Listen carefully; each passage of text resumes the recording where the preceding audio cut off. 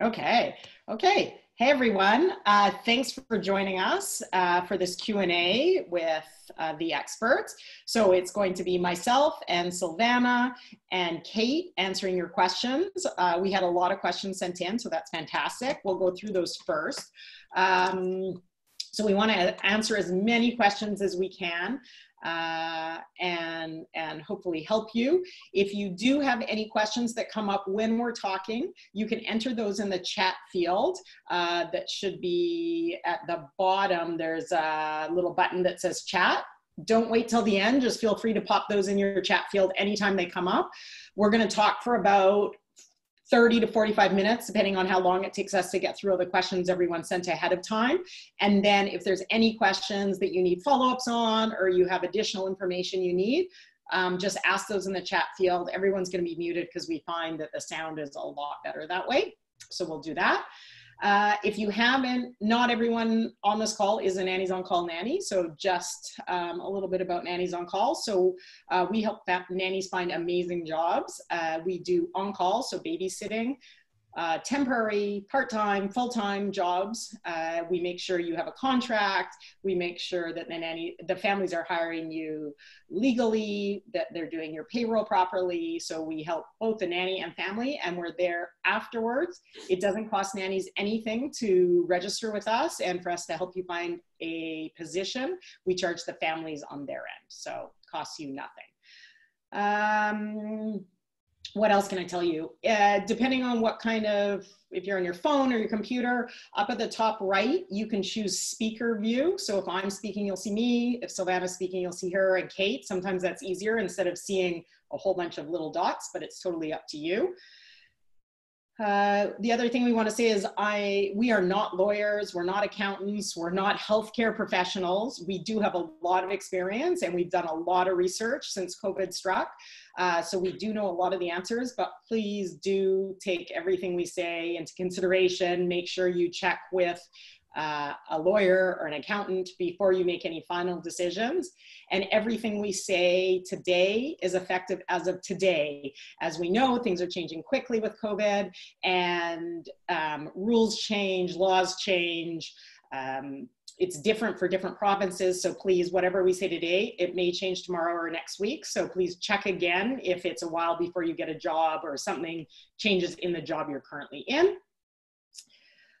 So a few people did message. I said that they couldn't make it. That's fantastic. Well, not fantastic, but it was nice that they messaged me. And this is being recorded. So all of you that are on this call will also get the recording afterwards. So if you have to step out or miss part of it or want to go back and watch a certain section again, you can do that. I'll send it out sometime today. And without final ado, I will introduce Sylvana and Kate. So Sylvana has been with Nannies on Call for just over 10 years. She just had her 10-year anniversary. She is a former elementary school teacher with a master's of teaching. So she understands what all of you are going through. She's also been a nanny. She speaks Spanish and English, so if any of you are bilingual, she can help you in either language. And she is the on-call manager, so she helps with all the on-call babysitting jobs, and she has a lot of experience with that and with the requests of families. Then Kate, some of you may know, she has been with Nannies on Call over 10 years as well, I think 11 or 12 years. She's the mom of 2 young girls, so she really understands the struggle that families are going through right now with working from home full-time and taking care of their children while they're home. She's worked at a nanny agency in both Canada and England, so she has a really broad base of experience. And she is the placement manager. So if you're looking for a temporary, part-time, or full-time job, she is your girl. So let's get to the questions that you all sent in. So what we're going to do is we're just going to kind of go back and forth between Kate and Sylvana, and I will pipe up if I have anything to add to what they're answering. Okay, Sylvana. So sorry, I got to go down. So Sylvana, the first question, and actually a question we get quite a lot from lots of nannies is it safe to take public transportation to jobs, taking precautions if I don't have access to a car? Great question. I think that ultimately it's up to you whether you feel that, you know, you want to take public transportation or not.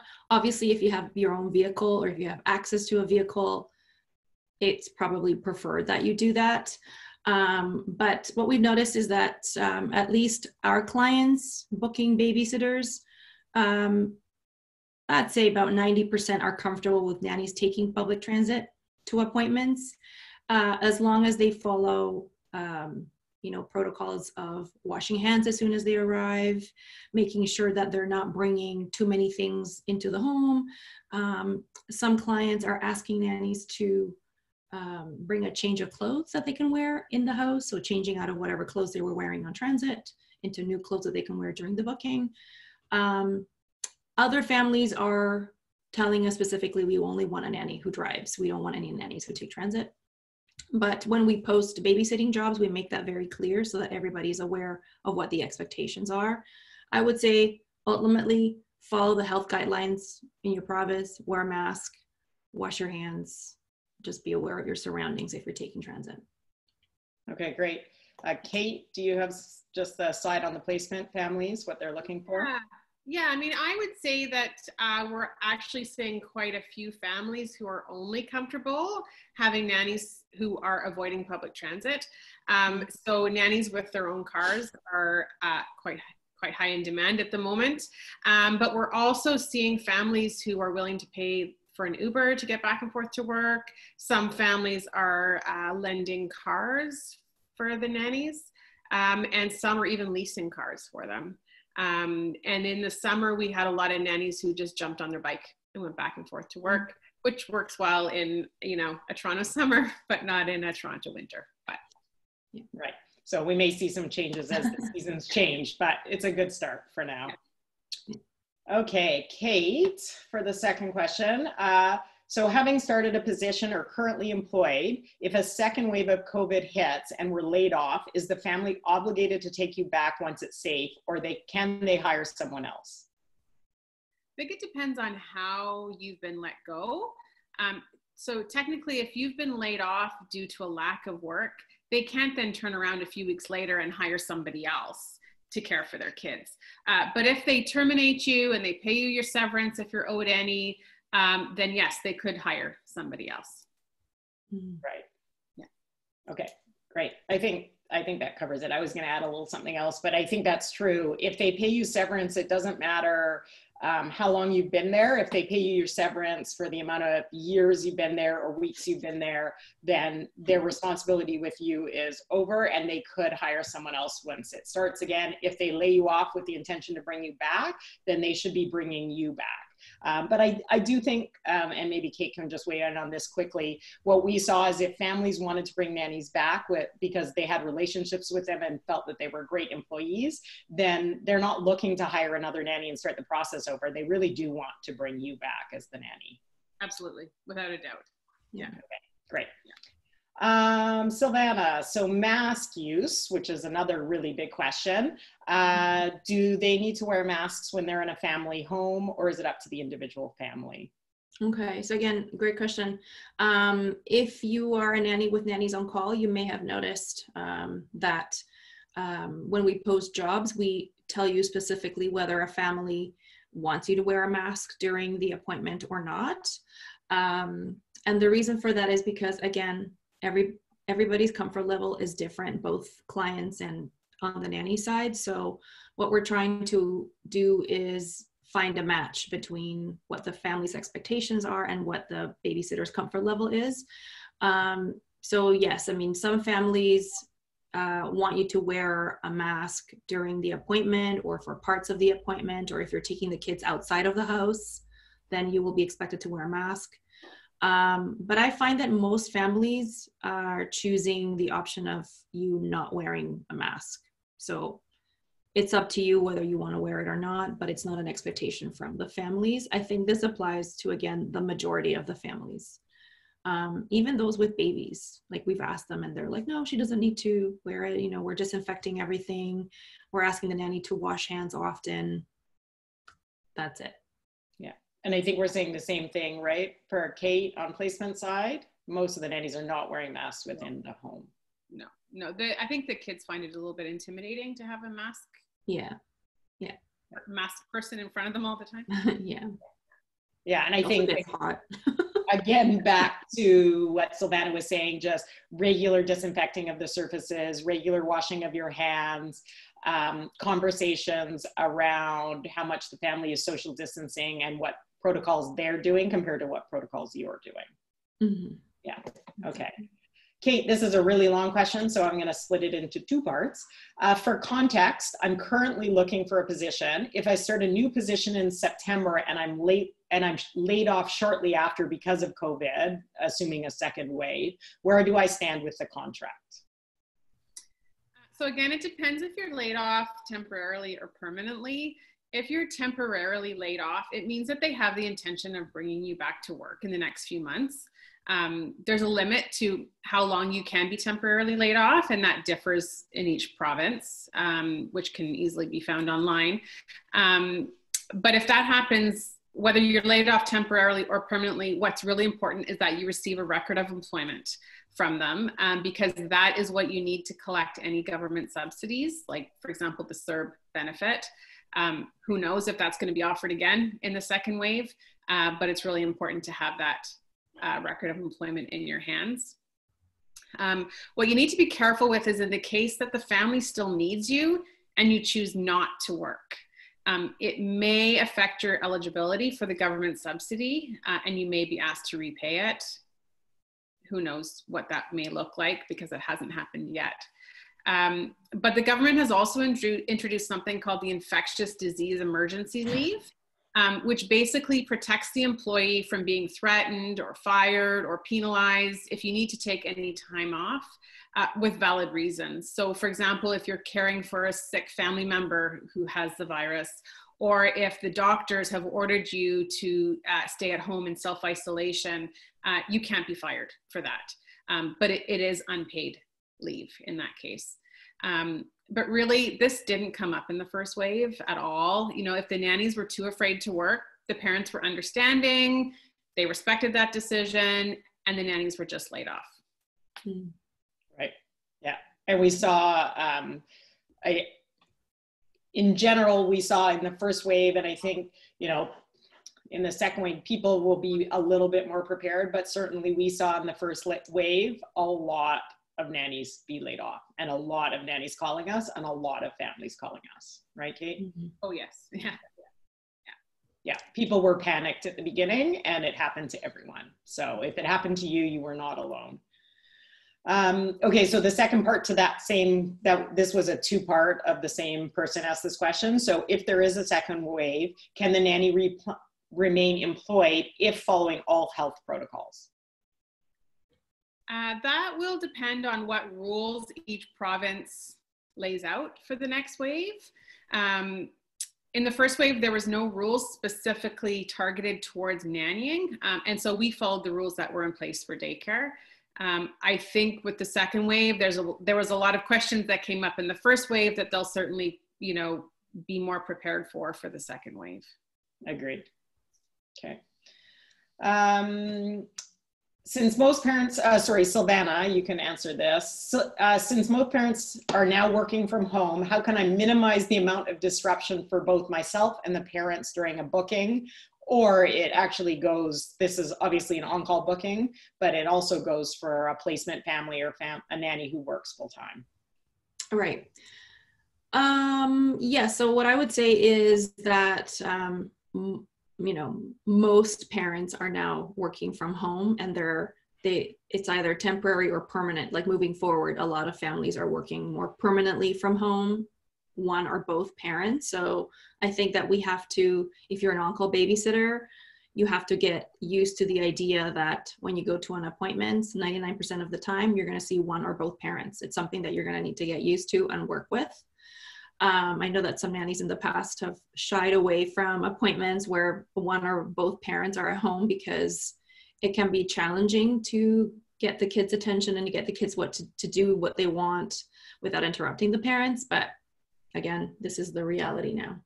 I think that what's most important is for you to discuss the kids' schedule, go over everything that you're going to need during the appointment, go over what the parents want you to do specifically during the day, and even ask them, if you have a question, can you interrupt them and ask them a question, right? Or do they have a meeting where you can interrupt them during a certain part of the day? If the kids have a question, or if the kids want to see their parents, is that something that they can do? You need to ask, because you don't know what the family is used to. You don't know what their dynamic is. So it's better for you to find all that out beforehand rather than have to guess it and maybe make a mistake. But again, it's just about communication. You need to gauge what the family's preference is beforehand so that you can go from there. I know that a lot of families, you know, may not have the space for everyone to be congregated together. So again, as a professional nanny, you need to be prepared to offer different solutions to those types of problems, such as taking the kids outside. So you have to come dressed for the weather, and you have to ask the parents for permission to take the kids outside, especially if you get the sense that they're very energetic and rambunctious, and you need to get them out of the house so that the parents can have some quiet time to do their work. So again, all that is communication and planning, and that is something that, of course, we expect from nannies already, but in this changing world, you just need to kind of stay one step ahead and ask those questions. Each household is different, so you just have to find out what works for each family. Yeah, and as we know, the health authorities have said being outside really is the best solution. So taking the kids out is a good solution. And if they have a yard, being in the yard, yeah, having game ideas, that sort of thing. Yeah, great. Kate, another long question for you. I think this is very individual, but I imagine a family will want to know what extent the nanny social distance is. I think it's reasonable to know what precaution the nanny takes, but I wonder what level of detail the family will want.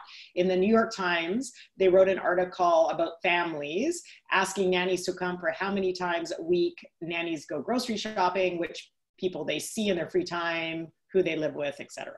It's a huge question, I know, but we have seen a lot of articles, mainly in the US, I would say, pop up about this. Yeah, you know, I think this is a very common question. I think it's a real conversation that has to be had at the interviews. And it's an extremely fair question for both the nanny and the parents to ask each other.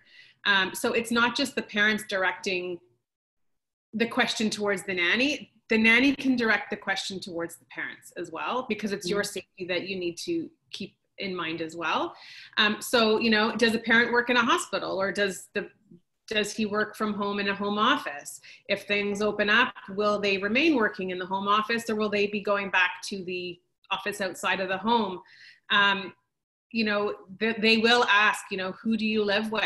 Do you live alone? Do you live with one roommate? Do you live with 8 roommates? Do you live with a partner? Do you live with your mom and dad? And what are all those roommates doing? You know, are they working in the front line? Are they at risk? Is everybody at home working from home? So definitely be prepared for those questions if you interview with the family, and be prepared to ask those questions as well. It's really important. But what we have found is that both the families and the nannies are being extremely cautious. They're being extremely smart. They're being responsible. Everybody wants to avoid the virus as much as they can. And so absolutely ask those questions. Both parties need to feel comfortable, and that is what the interview is all about. At the interview, that is where you ask your questions, and you won't know the answers unless you ask the questions. Right. I do have, Nannies on Call did get, we're part of APNA, which is the Association for Premier Nanny Agencies, and they did a COVID-19 risk tolerance scale. It goes from 0 to 5. I thought I could attach it in the chat, but I've never attached something in the chat, so I can't figure it out. So I will attach it in the video email that I sent everyone with a link so you can see it. And it might help you, if you're going to interviews, to have that printed out, and then families can see, I'm socializing with other people, I'm not socializing at all. The only time I go out is for groceries. It gives a really good separation, and then you can rate yourself on 0 to 5, and the families can rate themselves as well. So I'll attach that later. Sylvana, my first aid CPR certificate has expired and there are no other classes available yet in my city. Can I still get working as an on-call nanny? And it actually goes for placements too, because several placement nannies, CPR first aid has expired and they need to renew before they can get a new job. Yeah, so what we learned is that during the first phase of COVID-19, everybody holding a current first aid CPR certificate, they were given a 90-day extension. So you may still be subject to that if your certificate has already expired, and if you add 90 days to that, you may still find that your certificate is valid. But once the 90-day extension lapses, the certificate is considered to be expired. So at that point, you won't be able to work as an on-call babysitter with Nannies on Call anymore, and you will have to renew it. In Vancouver and in Calgary, you can now take those courses, and I know because nannies have been sending them in. In Toronto, as far as I know, you can't. There were 2 nannies that shared that they didn't find any classes until September, but I think it depends on where you live, right? If the area where you live is already in phase 3, you may find that there are courses in your area to take, but if not, you will have to wait. And the same, I would say, is true for placement nannies. We're allowing nannies whose CPR is expired and they are trying to get jobs again. We are just letting the families know that their CPR first aid has expired and they are agreeing to take it as soon as it's open again. Exactly. Okay. Kate, if a family asks for safe practices that I know are likely to be less safe, example, wearing disposable gloves. A lot of research shows this is not a good idea. Frequent hand washing is better. I'm anxious about communicating around that. Safety practices that are largely pointless but not harmful. Example, bringing a change of clothes are fine. So I think it's just a difference of opinion is what she's saying between the family and the nanny. Yeah, and you know what? You're bound to have a difference of opinion for any reason, not just something related to COVID. And really the only thing you can do is have an open discussion with them. Bring your concerns to them, be prepared to back it up with reliable sources of information. And remember that they're trusting you with their children. So they will absolutely want to hear your point of view. And you're very well respected in their eyes. So don't feel afraid to bring up these things that you feel strongly about. And if you need advice about how to handle certain conversations, call me before you speak to the parents. We often help the nannies with stressful meetings before they happen. So, we can arm you with appropriate phrases. We can help you rephrase something if you feel that maybe what you want to say may come across as harsh. We help prepare you for the difficult questions, and sometimes just hearing that we agree or we disagree with you or them, will help you speak with confidence. Great. Sylvana, this is also something that's coming up a lot. What do I do if I'm feeling a bit sick, but I think I can still work? Should I go to my on-call booking? Yeah, so for babysitting specifically, and I guess it would apply to a placement nanny as well. I think that if you're feeling sick, you need to speak up and let us know. So if you're an on-call babysitter and you have an appointment and you're starting to feel sick, call us right away. Don't wait until you're deathly ill and it's 2 hours before your appointment to let us know. Call us as soon as you find out that you're sick. The more notice you give us, the better. I would say that in the case of babysitting, because of the short turnaround, we have a duty to send another babysitter if you're not well. So the more notice you give us, the more time we'll have to find somebody to replace you. In some instances, clients don't like having a different nanny than the one that they usually have. So sometimes they'll cancel, but they can only do that if they're given some lead time. So don't wait until you're deathly ill. The moment that you start feeling a little bit unwell, I mean, we all know our bodies. We know when something's not right. Just let us know. Yeah, so definitely don't show up sick at your appointment. Clients will not appreciate that. They didn't appreciate it before COVID-19, and they certainly do not appreciate it now. So please. And I would say clients both on the client and the nanny side. If clients are calling in to say their children are sick or they're not feeling well, and on the nanny side, if they're not feeling well, people are being very understanding right now. In the past, parents might have been frustrated or irritated by that, but now they're thankful that we're calling to say the nanny woke up with a stuffy nose or whatever is going on. So we don't want to put anyone at risk of anything. So no going to work sick. Yeah. Okay, Kate. Okay, another long one. Would it be possible to have detailed information on what safety practices a placement family wants the nanny to follow before applying for a job and having an interview? I had an interview with an anxious mom who didn't want her 1-year-old to leave the condo at no yard at all, with both parents working from home. I declined the job. Had I known, I wouldn't have applied for the job and would have saved the mom and the agency and myself time and effort. There could be a checklist for placement families. Can you take the baby in a stroller? Can you take a toddler on a walk, etc.? Yeah, so if we know that the family is being extra cautious or is just particular about anything, we will share that information if we know the information. But the problem is that sometimes things just aren't communicated to us, and we can't share what we don't know. You know, if the first nanny went for an interview and this was the feedback I received, I would pass that information along to the second nanny before the interview and say, hey, look, another nanny interviewed with them, you know, nice mom and everything, but there is this one thing about not being able to go for walks, and that was an issue. Are you okay with that? You know, I completely understand that things pop up during an interview that can throw you for a loop. But really that's the whole purpose of the interview. You are trying to determine if it's a fit for you, and the families are trying to determine if it's a fit for them. I often say that nannies are interviewing the parents just as much as the parents are interviewing the nannies. And of course, you can always call into the agency before your interview and say, hey, I have an interview coming up tomorrow morning. You know, is there anything I should know about the family? We will share what we know, absolutely. Also, because of the virus, we are conducting all the first interviews between the families and the nannies via Zoom. And the nice thing about Zoom is that it's not a huge time commitment, you know, compared to going to somebody's house where you have to take transit and wear nice clothes and everything. You know, it's 20 or 30 minutes max at the moment. And that's all that it takes to determine if the family is a fit for you.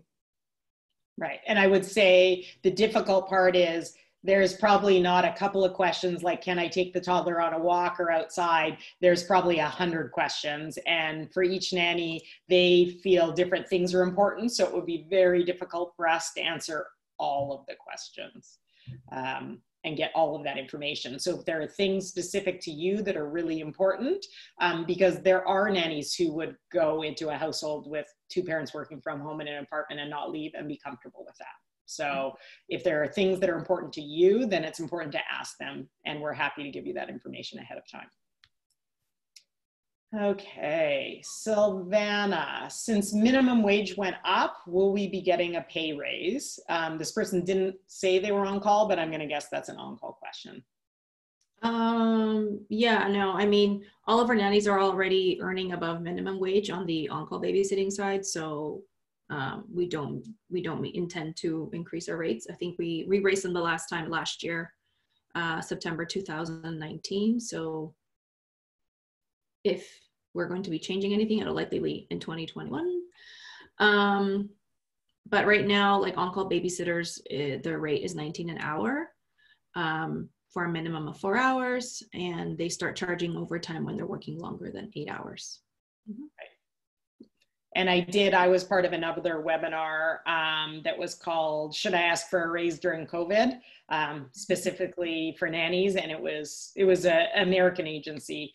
So a little different than us, but the general answer was no, this is not the time. Families have had their salaries cut, and I know it may seem like they live in large, beautiful houses, but if they took a 20% or a 30% cut at work, they're struggling as well. So, you know, nannies are not the only industry struggling right now, and now is not the time to ask for more money. So that's another reason we won't be doing it. Okay, so another question, Kate, about sick, but it's slightly different. So if I wake up with a slight sore throat and notify the family and they ask me to stay home, will I be paid for that day? How will that work? Do I notify the family for each and every sniffle? How many such days can occur? It's not uncommon in the winter. I wake up sneezing, a slightly scratchy throat, but once I get going, I feel fine, but things are different now. What about if someone in the family wakes up sick? Mm-hmm. Yeah, so this is bound to happen without a doubt. You know, cold and flu season is just around the corner. It's all down to communication again. You know, have those open lines constantly flowing back and forth, communicating your concerns. You know, my advice would be to call your employer as soon as you feel any sort of symptoms that could be COVID related. They will most likely ask you to stay home for 10 days to self-quarantine, or they may ask you to get tested and stay away until you receive a negative result. The tests now are much more readily available than they were back in March or April, and the results are coming back much, much more quickly. In fact, I had this situation just at the beginning of the summer. A nanny was due to start with a family. It was a new job, and her daughter came down with some symptoms. And so she phoned me and she said, I don't know if I can take this job. My daughter's sick. It was a short-term job. Her daughter got tested. The results came back within 3 days, and she only started 4 days later than what was supposed to be her original start date. As to whether or not you're going to be paid for your sick days, that's changing. So up until now, employers were not required to pay you for any sick days. But the Canadian government has just announced just a few weeks ago that they were going to be implementing 10 paid sick days per year. We don't have very much information on that yet. Not a lot of information has been released, but we will absolutely be circulating that to our nannies so that everyone is aware. But in any case, even before COVID, we always encourage the families to pay the nannies for their sick days. It's the industry standard that nannies are paid up into a point that the families may feel that perhaps they're being abused, but in general, the nannies catch the bug from the kids that they're caring for, and you shouldn't be penalized for that. Great. Yeah, and this is, like Kate said, this is an area where the laws are changing. They announce things, but then it takes a while for the law to come into effect and for the details to be presented. So again, we will keep you all up to date as soon as we find that out. And the other thing, Kate has always, and Nannies on Call has always negotiated days into the contract for sick days already. So if you are a Nannies on Call nanny, you should have sick days negotiated into your contract already. What time is it? Okay, we still have a little more time. We're still going through the questions everyone asked. So if a family wants to reduce my hours since they are not working from home, can they do that? I'm worried because I need full-time hours. Kate, sorry. Yeah, so employers can reduce your hours, but you have the choice of either accepting that reduction or quitting and finding a new job. The families are really understanding when this happens. It happened quite a bit through COVID because parents were then working from home and they didn't need to leave the house at 7:30 in the morning. You know, or it also happens quite a bit when the youngest child ends up in full-time school. Many nannies get their hours cut at that point, and the nanny needs to make a difficult decision to either stay or go. But the parents understand. They understand that you've got bills to pay, and it's just the way of life. But yes, they can reduce your hours. Okay, great. So Sylvana, I want to babysit again, but I'm scared of working in different homes, which we totally understand and hear a lot. Yes, we've been, if you're a nanny with us, you know that we've been sending out a lot of emails to asking questions about where you're at, what your comfort level is. So yes, we completely understand that.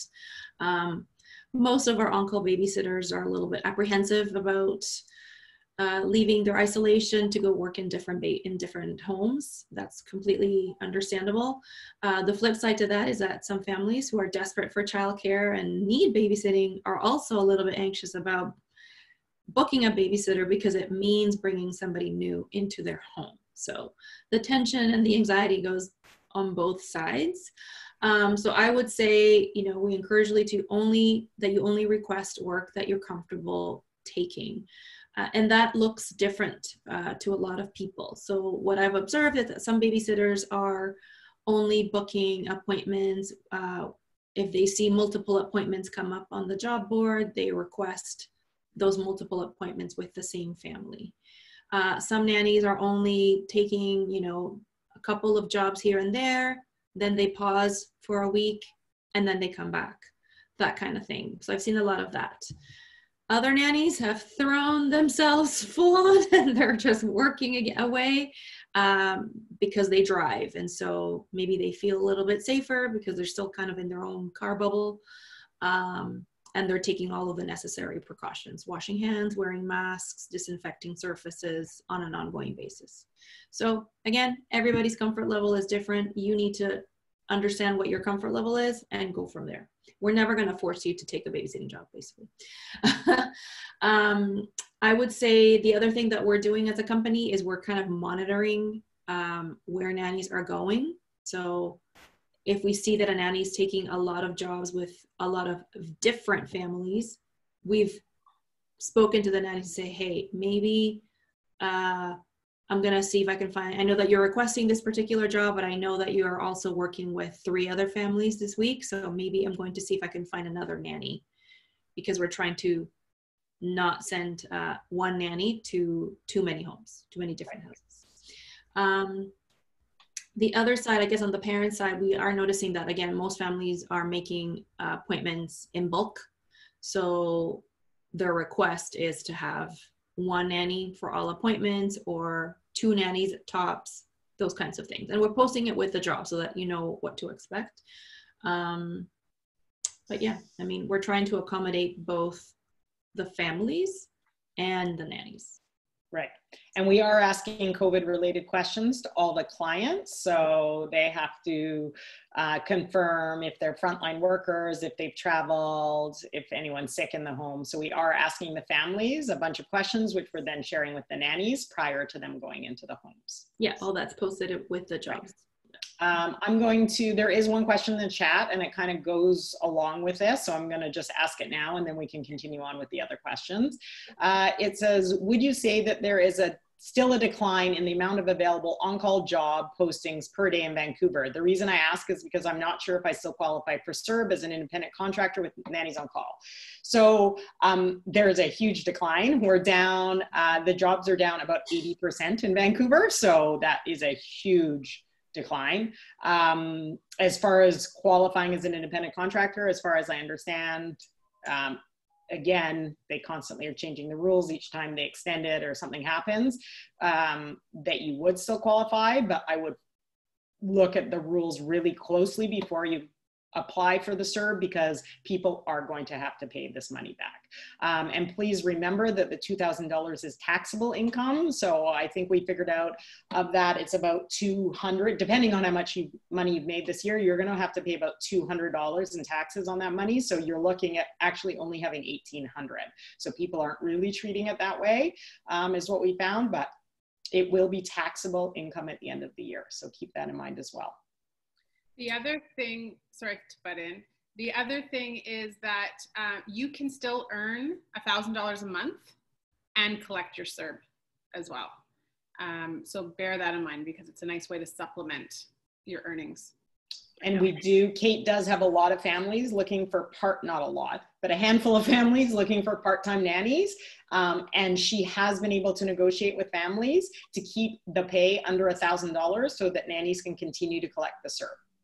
Kate has done that for several families and nannies since COVID started.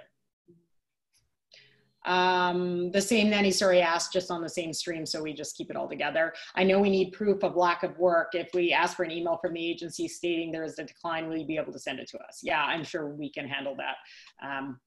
Yes, we're not even close to the line.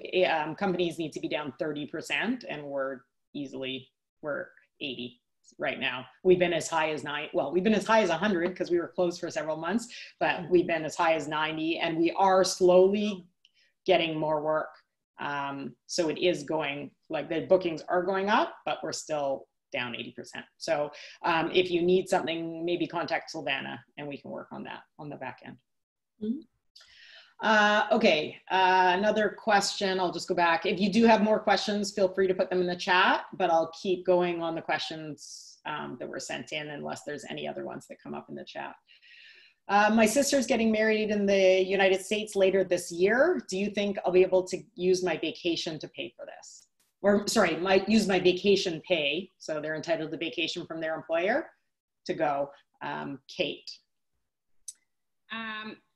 So depending on how long you work there and how much vacation time was negotiated when the contract was signed and how much you've accrued so far this year, you may be able to use your vacation for this. But bear in mind that because of the situation in the States right now and with the high numbers, when you return to Canada, you will have to self-isolate for an additional 2 weeks. And you may or may not have enough vacation time to cover the time that you're in the States and then also the time that you're in self-isolation while you're back in Canada. Also, I think it's important to mention that employers don't have to let you take vacation at the time that you want. So if you haven't asked that question yet to see if they're okay with you going at that time, I would ask right away so that you know where you stand for that. Right, great. So Sylvana, one question, should I bring any toys and activities to my babysitting or nanny jobs? So for the time being, we're asking nannies not to bring any nanny bags. So normally our expectation is that you will come prepared with fun toys, activities and things. So for right now, we're asking you not to bring any of that. And this is just to help minimize the cross-contamination, bringing foreign objects into the client's house. What you could do instead is when you arrive at their house, ask the parents, where are your toys? Do you have any crafts, any things that I can use to keep the kids entertained? And they will understand. I would say in general, not just like your nanny bag, but think in terms also of what other things you're bringing. So if you're a nanny who has like a large backpack with things, maybe try to minimize the amount of bags and things that you would normally bring into a client's house. Keep it to a minimum.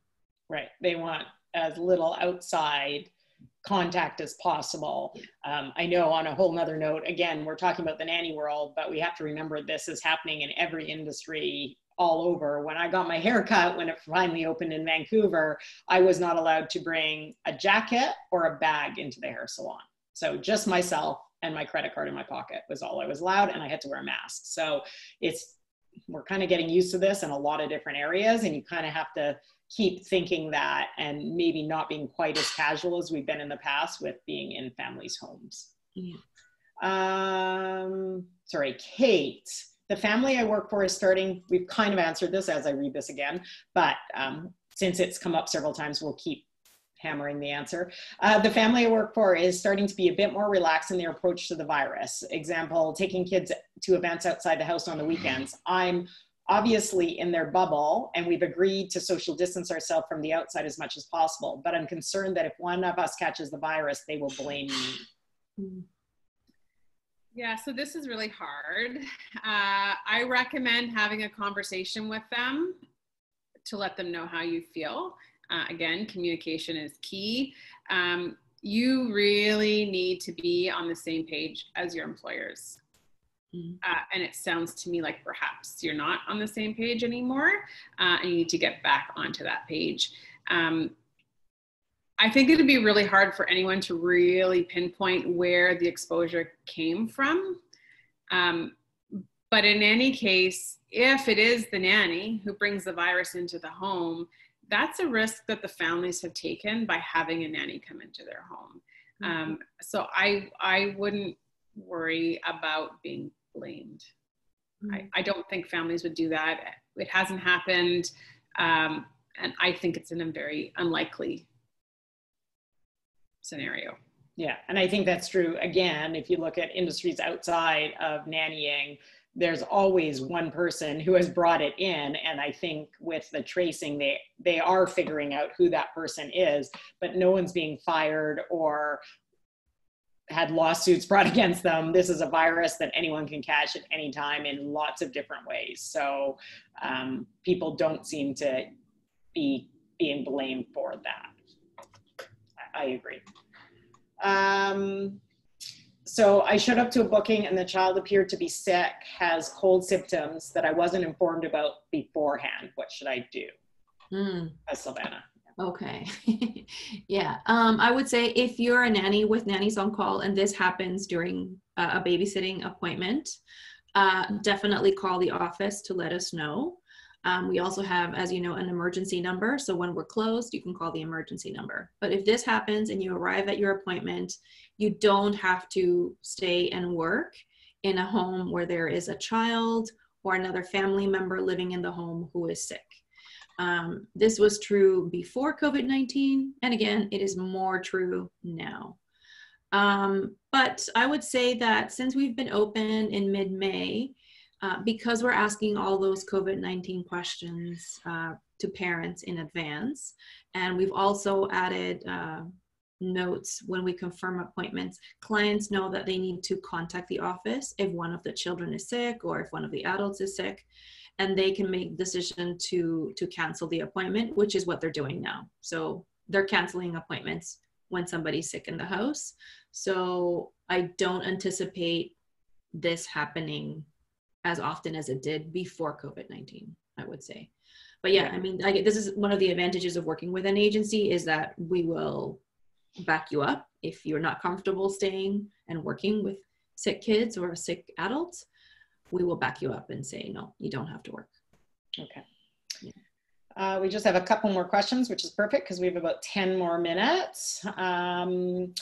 What can my employer legally ask me to do in terms of the virus? For example, wear a PPE, transit, change of clothes at work, socially distance myself. Kate, that's for you. So again, it's based on what was agreed upon between the two of you. But legally, there's nothing really that they can legally do. What's important is that you're following the recommendations laid out by public health and your province, and that you're being fair. So if the parents are paying for an Uber for you to get back and forth to work because they don't want you on transit, it's really not fair for you to be taking the bus on the weekend. If you've made an agreement with the parents, just stick to the agreement, and they need to stick to it as well. And again, like I said at the beginning, things are changing still so quickly. I mean, they're not changing as quickly as they were in the first couple of months, but we're still seeing changes happen all the time. And you just need to have constant communication with the family. If something's changed for you or you're finding it difficult, then sit down and have a conversation with them about it. Yeah. Okay, Sylvana, the big question, what happens if there's a second wave? We don't really know. Who knows? We'll have to see how it goes. We've navigated so much new territory in the last 4 months, and we've made so many changes and adapted so many aspects of our service that I expect that whatever we do, we will continue to adapt based on whatever government, public health dictates to us. We'll be following those guidelines. So whatever they decide is best is what we will do too. And I would say we've tried very hard to keep nannies and clients updated with everything we're doing, every change that's happened, every closure, every opening, what we're trying to do with nannies, what we're trying to do with families. So if, we've been sending out emails as much as possible. You can also find the information on our blog. So we are constantly updating that every week with new information. So if you have any questions, maybe hit those up. And of course, you can always call any of us and and get the information directly if you need to. Okay, so we have 10 minutes. Kate, we just have a couple of questions that I know those were all the questions that were sent in by nannies, but we have a couple of questions that just come up on a regular basis. So we might as well just answer those. And then Sylvana, Kate, and I will do final thoughts to finish it off. So Kate, does my pay go through the agency? No, no. So if you are hired as a placement nanny, you become the family's employee, which means that they pay you directly. So basically they pay us a finder's fee for finding a wonderful nanny. But then from that point onwards, you are paid directly. The agency doesn't take nothing out of the nanny's wages at all. You receive 100% of it. And then they're going to be remitting your income tax and your CPP and your EI on your behalf, so that you'll receive a T4 at the end of the year. Right. And how much can nannies expect to earn these days? So that really depends on the city that you live in. And it also really depends on your qualifications. Right now, through COVID, we're finding that if you've got an ECE certificate or a Bachelor of Education, you're in really high demand and the prices are going up for those types of nannies. In Toronto, I would say we're seeing probably in general between $20 and $25 an hour. That's a gross rate. In Calgary, it would be the same, 20 to 25. And in Vancouver, I would say you're looking at more towards sort of $22 to $30 an hour. But for the B-Eds who are going to be homeschooling, some of them are getting $35 an hour. Right. Great. And what kind of vacation should nannies expect? Vacation time, I suppose. So the minimum requirement is 2 weeks paid per year. But it's not unheard of for a nanny to receive 4 or 6 weeks paid vacation, because we encourage the parents to pay you for 52 weeks out of the year. So if the parents in their own job get 6 weeks paid vacation and they're away skiing for a week and they're in Mexico for a week and they're in their cottage for 3 weeks in the summer, anytime that they're away in addition to your 2 weeks, you would still be paid. It's one of the perks of being a nanny is you get a lot of paid vacation. Great. And of course, the Mexico and the skiing vacation are all pre-COVID, but anyway. Yeah. Okay, I'm looking for a job right now, but my mom is having surgery in September and I need to take a week to help her. Will that be okay? Yeah, generally it is, as long as it's not sprung upon them 2 days before it happens. So just bring it up at the interview. The parents will have enough time to work around it, get grandma in for a week, get a neighbor in line. Parents may take time off. Use the on-call service. Use the on-call service. Yeah, exactly. Yeah. Okay. Gross versus net. What's the difference? So gross pay is the wage before your income tax and your CPP and your EI is taken out of your wage, and the net pay is what you're actually physically taking home in your pocket at the end of every 2 weeks. At the agency, we only negotiate in gross terms. We don't negotiate in net terms, and that's because everyone's net rate is different. So if you have dependents or if you have student loans, or all these things can affect your net rate and how much is being paid or how much is being deducted from your pay. It also depends too, if you're working 2 part-time jobs, how much taxes are being taken off. So we only ever negotiate in a gross rate. Great. And last question that comes up, guaranteed hours. It's not that common in the nanny world, but at Nannies on Call, we have been putting it in our contracts for a long time, so. Mm-hmm. So guaranteed hours is basically you're guaranteed 40 hours a week or 45 hours a week or whatever it may be. So if the family is, leaving early on a Friday to go up to their cottage and they only need you until noon instead of 6 o'clock, you'll still be paid, even though you're told to leave or told that you're not needed. Same goes for the vacation as the example I just provided. And what it means is that the nannies can rely on a certain amount of income every single month so that you're not scraping by at the end of the month to pay your rent or to pay your car payments or whatever, because you've got guaranteed hours. nannying is really one of the only jobs where you're told, oh, we don't need you tomorrow because grandma's going to be here, so don't come in. I mean, that never happens with me in my office job.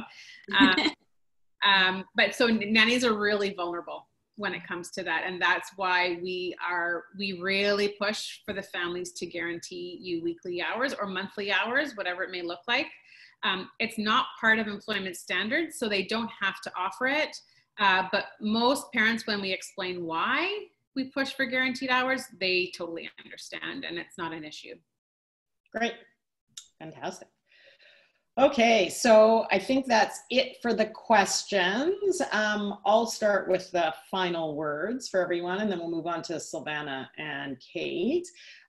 So I would say what I've seen the most, and is true always in nannying and in any job, is communicate, communicate, communicate.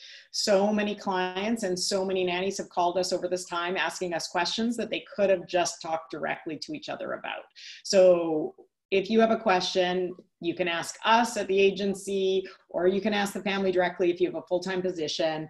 These are difficult times. They're unusual for everyone. Everything's new for everyone. So we really have to talk about our comfort levels, what's going on, when things change. It just has to be a constant dialogue. So you have to learn to advocate for yourself, bring things up in a respectful and responsible way so that you can get the best response to what you're asking for. I wanted to go first because I have a couple of things I want to put in the chat. I'm also going to put them in the email, so don't panic if you don't get them copied out. If anyone has any more questions that... something's going on with my computer, of course. If anyone has any more questions, this is my Calendly link. Feel free to book an appointment with me, and we can go over anything, and I can either point you in the right direction with Kate, Lisa, who's not here. She's our other placement manager, or Sylvana. And the other thing is Kate put together a bunch of links here for employment standards. So you can see because we service BC, Alberta, and Ontario, she's put the employment standards links. So that's really important, so you know where you stand. Also Service Canada, which is a great place right now for COVID related questions and information about COVID specifically. Also other information, but I do find that they have a lot of COVID answers there.